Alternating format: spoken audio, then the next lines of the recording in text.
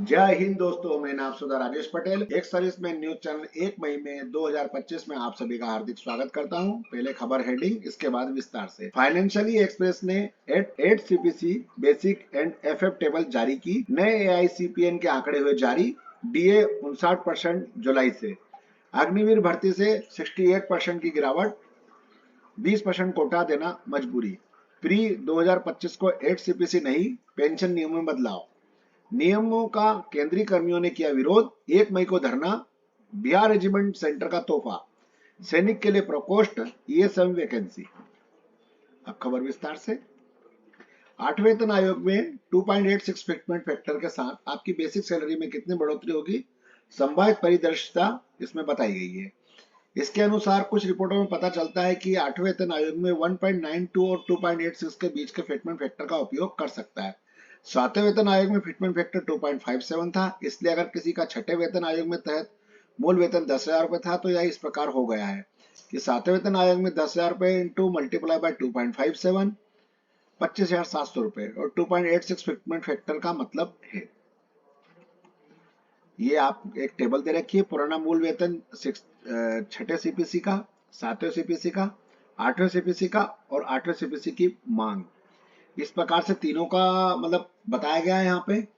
जैसे मान लो 6ठे सीपीसी में 15,000 रुपए था पेमेंट, तो 7वें सीपीसी में 25,700 रुपए हुआ है, नहीं 38,550 रुपए हुआ है। 8वें सीपीसी में इसको 2.86 फैक्टर के अगर करें तो 42,900 रुपए होता है बेसिक। और अगर 8 सीपीसी की मांग करें 3.68 की तो 73,600 रुपीज होता है। इस प्रकार से एक तुलना की गई है एक परिदर्श तालिका के अंदर। बाकी आप लोग देख सकते हैं, बाकी क्या होता है पता चलेगा बाद में। All India consumer price index number for agriculture and rural labourers March 2025 के आंकड़े आ गए हैं, जिसके अनुसार एआईसीपीएन ने बताया है कि जो डीए है वो 4% की बढ़ोतरी की संभावना है। इसमें पूरा बताया गया है फिटमेंट फैक्टर के हिसाब से, एआईसीपीएन के आंकड़ों के हिसाब से।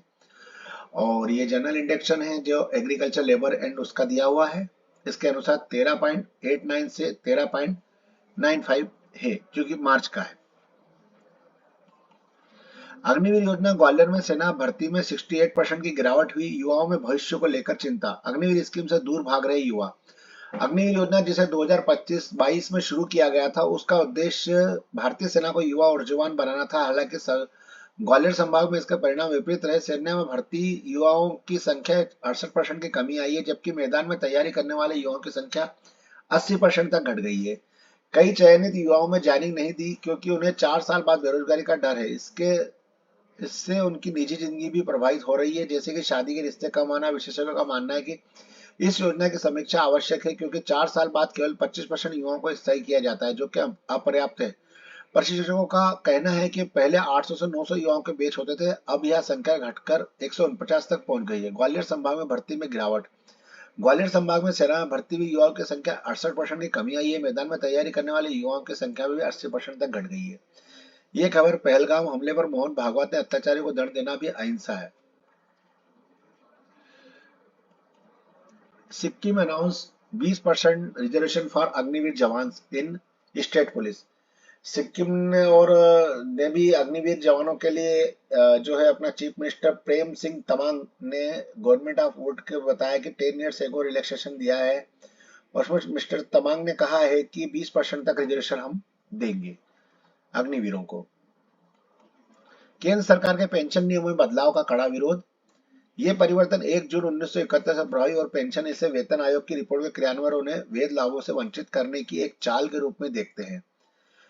वित्त विधायक 2025 हिस्से के रूप में अपनाया गया संशोधन अपने मतलब कहा गया है इसके अंदर कि जो जिस रैंक में जो नौकरी कर रहा है और जो वो रिटायर हुआ तो उसके बाद उसको कोई जो है उनको कोई बेनिफिट नहीं दिया जाए। इस प्रकार की जो है सरकार एक जो सोची समझी रणनीति बना रही है, जिससे कि जो है एक सर्विसमैन और जो केंद्रीय सरकार के कर्मचारी हैं उनको पेंशन के जो है प्रभावी होना पड़ेगा। तो ये इसका सभी को विरोध कर रहे हैं और मैं भी इसमें समक्ष में इसका समर्थन करता हूं कि इनका विरोध करना चाहिए, क्योंकि हर चीज का तो फायदा सरकार लेती है और उनके नेता लेते हैं, लेकिन सरकार और केंद्रीय कर्मचारी और सरकारी विभागों के, जैसे मान लो सेना के हैं तो उनको उनके ऊपर ये चीजें जल्दी लागू करने के चक्कर में रहते हैं।